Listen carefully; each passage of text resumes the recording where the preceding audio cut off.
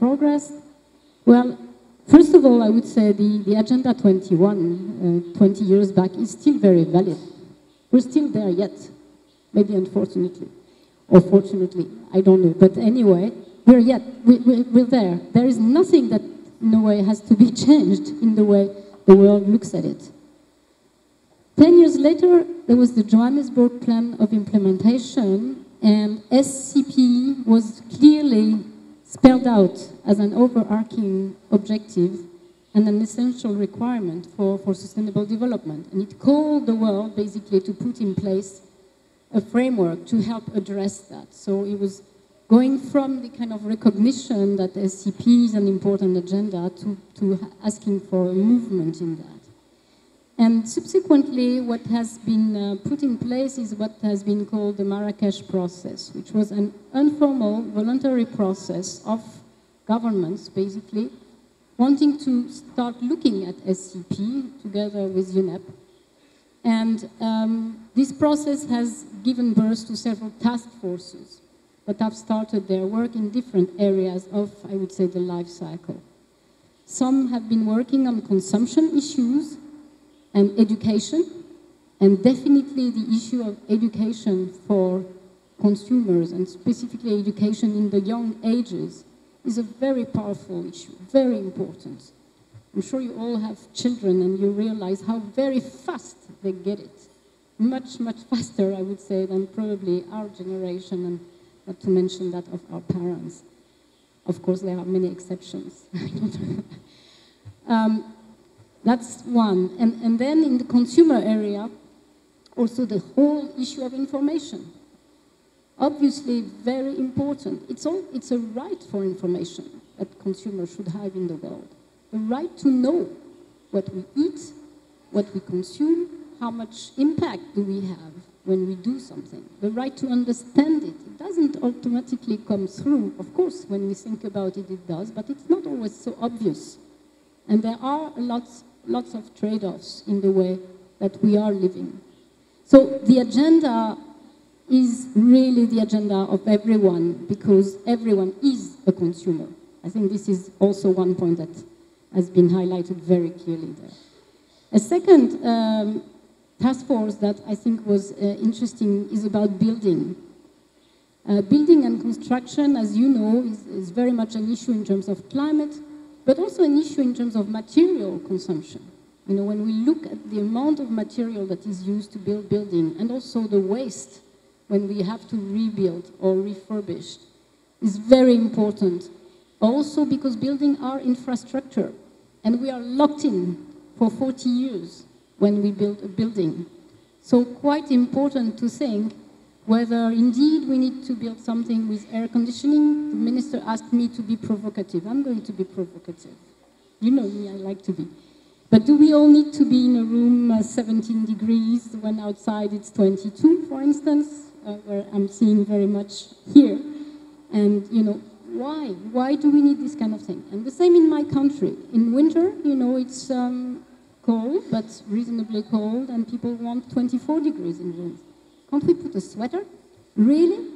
I mean, there are ways to look at the way that we live and really start questioning. And there are ways also to question the way the buildings are indeed conceived. So the architectures and I would say, everybody that is concerned by the chain of decision in the building areas are very key people for sustainability in the building sector. It's one of those sectors that is very particular, because we all know that technology exists today to have energy neutral building almost everywhere in the world. It's not a matter of not having those technology possible. It's really a matter of having the chain, I would say, of decision in the building area so fragmented that, in a way, no one dares to move before the other one moves, and a decision made by one doesn't necessarily benefit that one, therefore we don't do it. So I think this is one of those areas where policymakers have really an important role to play Because this is not necessarily going to be coming automatically from the private sector. And this is something that, for consumer, is going to be quite concrete, in a way. Reducing the electricity bill and living just as well is something important. And this is an agenda that touches everyone, and specifically the poorest. So quite important in my view. And so I won't go through all different task forces. There were some on sustainable tourism, some on sustainable products indeed, and some on lifestyle, which is what I've touched upon right now, and one on public procurement. Those task forces have been voluntary engagement by some governments, and Brazil has been instrumental in some of them, very much participating. And also, this process has also had regional and national, I would say, roundtable and support to countries which, like Brazil, wanted to move ahead and have a sustainable consumption and production plan. So this has happened in many countries right now. Specifically, there is a 10-year framework of program for the 10 years to come that has been adopted for Africa. And there are some individual countries that have integrated sustainability, sustainable consumption and production, and with clear indicators in their plans. That, in a way, is the good news. And so the other good news is that out of that, there was supposed to be a 10-year framework of program. What is a 10-year framework of program? It's a weird name, and the acronym is even worse. It's YFP. But anyway, just to say that this is basically programs that could be put in place to scale up all those pilot initiatives for the future and to really provide support and exchange of experience among different governments, among all companies, and among different consumer associations for the entire world. And that program was supposed to be adopted at the Commission on Sustainable Development that takes place in New York each year in May. And what happened is that, I'm sure you're all aware of, but basically the text was agreed by everybody after 2 weeks of very, very intense negotiation, and all government basically agreed on the text. But because the text was supposed to be adopted in a package that included some other areas on which government could not agree, therefore there was 0 agreement out of the CSD in total. But that's where, hopefully, the good news comes, is that this text is, of course, now part of the agenda for this conference, for Rio. And I see this as one of those areas that maybe do not concentrate so much attention, but for me is extremely strategic. Because indeed, it is basically the agenda of everyone, the consumer, the companies, and the government. And if Rio was able to indeed adopt the 10-year framework of program, it would give the world the possibility for the 10 years to come to really implement this agenda in a much bigger scale. So this is my hope for those days, and I thank you very much.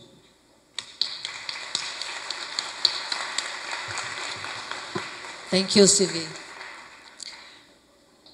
Nós estamos muito esperançosos, como você também. Vai ser muito importante para o Brasil, e eu acho que a ministra falou claramente que essa é uma agenda estratégica para todos nós.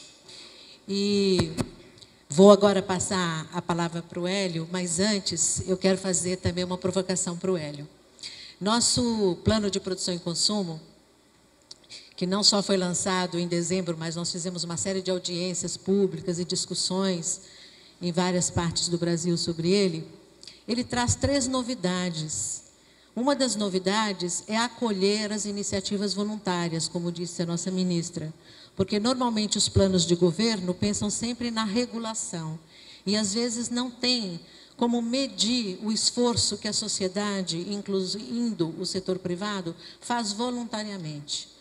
Então, nosso plano acolhe essas iniciativas voluntárias e conta com o esforço da sociedade.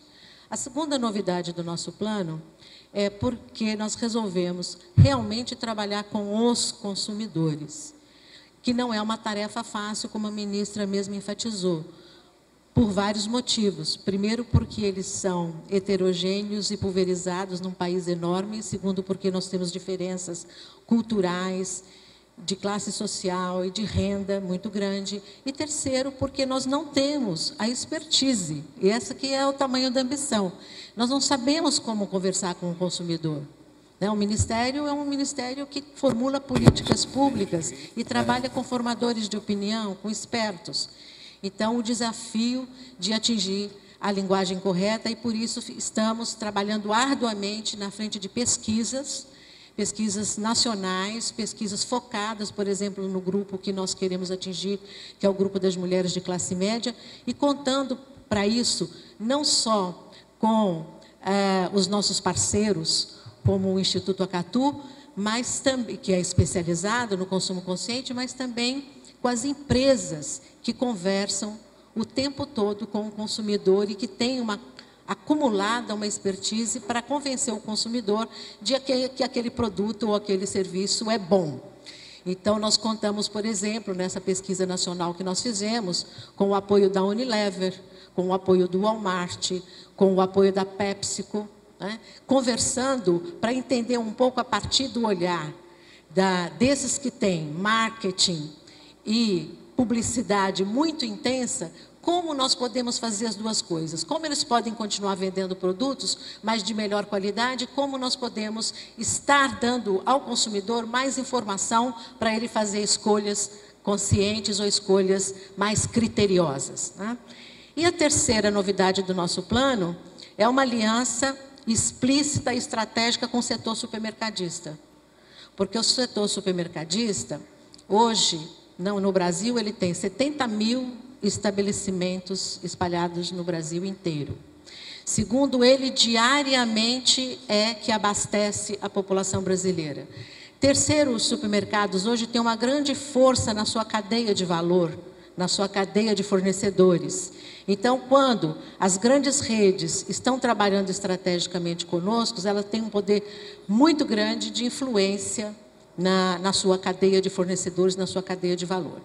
Então, essas são, digamos assim, as grandes diferenças do nosso plano: apostar na influência dos consumidores, apostar num foco que é primeiramente as mulheres, porque as pesquisas estão indicando que 70% de todos os itens de consumo doméstico e de consumo não doméstico hoje são decididos pelas mulheres, e o terceiro, de buscar essa aliança estratégica com o setor supermercadista. Hélio, pergunta que eu quero fazer a você, além de que eu sei que você vai situar a problemática do consumo insustentável, que eu sei que é muito a sua praia, e eu gosto muito de ouvir você quando você fala, nós estamos no caminho certo? Essas apostas são boas apostas? Obrigado, Samira. Obrigado, ministra, pelo convite por estar aqui. Uma grande alegria. Especialmente porque eu tenho uma enorme admiração pelo trabalho que o Ministério do Meio Ambiente vem fazendo, a partir de algo que é o contexto onde essas três grandes direções que a Samira mencionou, em que o contexto é pautado. Acredito que o Ministério do Meio Ambiente, na gestão da ministra Isabela Teixeira, vem fazendo a melhor utilização possível do poder governamental. A meu ver, que muitas vezes a melhor utilização não é a da regulação. A da regulação é necessária, obviamente, tem que ser feita. Agora, a utilização que vem sendo feita de usar o poder governamental na convocação da sociedade, dos atores, para discutir os problemas e para levar adiante iniciativas que não são exclusivamente iniciativas do governo, mas que são iniciativas voluntárias, como a Samira mencionou, são iniciativas em parceria com as empresas, no caso dos consumidores, são iniciativas na aliança com os supermercados, como é o caso da terceira direção mencionada pela Samira. Isso é algo que somente o governo consegue fazer. A sociedade civil é necessariamente fragmentada e olha para muitos problemas ao mesmo tempo. O governo tem a capacidade de, justamente ao convocar vontades e ao convocar atores, de centrar o esforço numa certa direção. E acho que dentro desse princípio, desse contexto, Samira, o que foi feito no Plano Brasileiro de Produção e Consumo Sustentável, que eu pessoalmente acompanhei muito de perto, é extraordinário. Extraordinário partindo da onde se partiu. É óbvio que a gente poderia esperar chegar em muito mais daquilo do que se chegou. Por exemplo, envolvendo mais ainda a sociedade civil, tanto as organizações sem fins lucrativos, quanto as empresas, como até mesmo outros órgãos governamentais. É claro que seria desejável, mas eu acho que dentro do tempo que se teve e dentro do ponto do qual se partiu, em que a sensibilização para os problemas de produção e consumo sustentável eram muito limitados ainda, anos atrás, o que se conseguiu foi excepcional. E há que valorizar, conversava há pouco com o representante da Embraer, há que valorizar o meio copo cheio e não denunciar o meio copo vazio. Eu tenho feito isso continuamente, porque todas as vezes se está fazendo uma mudança de cultura, como é o caso da produção e consumo sustentável, se nós não valorizarmos o meio copo cheio, nós vamos ficar o tempo todo nos sentindo impotentes frente ao tamanho do problema. Qual é o tamanho do problema do ponto de vista do consumo? 16% da população mundial é responsável por 78% do total do consumo mundial. Nesta situação, nós estamos consumindo em recursos renováveis 50% a mais do que o planeta é capaz de renovar. Em ar, em água, em terras agricultáveis, em absorção dos resíduos do consumo e da produção. 50% a mais com esta concentração do consumo. Temos tido a entrada no mundo de 150 milhões de pessoas na nova classe média. Não é uma nova classe média que passa a consumir. Consumir já consumia, mas consumia a partir de um único critério, que era o critério de preço. Agora consome com escolha. Temos uma enorme oportunidade nessa classe média de direcionar essa escolha para uma escolha